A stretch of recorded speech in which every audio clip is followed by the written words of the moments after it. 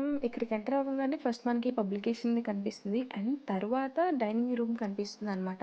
ఇంతకుముందు షాట్‌లో మనం లైబ్రరీలో బీరువాలు చూసాం. ఇక్కడ డైనింగ్ ఏరియాలో లైబ్రరీ ఎందుకు చూస్తున్నామంటే, ఆ రూమ్‌లో ఈ బుక్ షెల్ఫ్స్ అన్నీ సరిపోలేదు కాబట్టి, ఈ డైనింగ్ ఏరియాకి షిఫ్ట్ చేశారు. అండ్ అప్పట్లో అందరూ కూడా నేల మీద తినేవారు కాబట్టి, అక్కడ డైనింగ్ ఏరియా అంత స్పెసిఫిక్‌గా ఏమీ లేదు. సో, అది ఖాళీగా ఉంది కాబట్టి, ఈ బుక్ షెల్ఫ్స్ అన్నీ కూడా ఇక్కడ పెట్టారు. అండ్ మీరు చూస్తే డైనింగ్ ఏరియా అనేది ఒక 2 పెద్ద గదుల్లా ఉంటాయనమాట. ఆ 2 గదులు కూడా నిండిపోయాయి బుక్స్‌తో. ఈ బుక్ షెల్ఫ్స్‌తో. ఆయన చదివిన ప్రతి బుక్ కూడా ఆథర్ ఎన్నైతే పబ్లికేషన్స్ రిలీజ్ చేశాడో అన్నీ ఈయన చదవడం కంప్లీట్ చేశారు.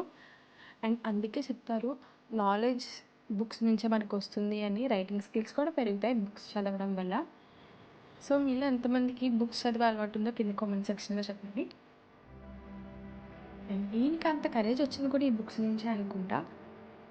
అండ్ తరువాత మనం ఈ గది తర్వాత ఆయన పడక గది ఉంటుంది. బట్ దానికి కూడా మనకి ఎలవ్ లేదు. అండ్ ప్రెస్ రూమ్ ఇందులో ఆయన ప్రెస్ మీట్ పెట్టేవారు.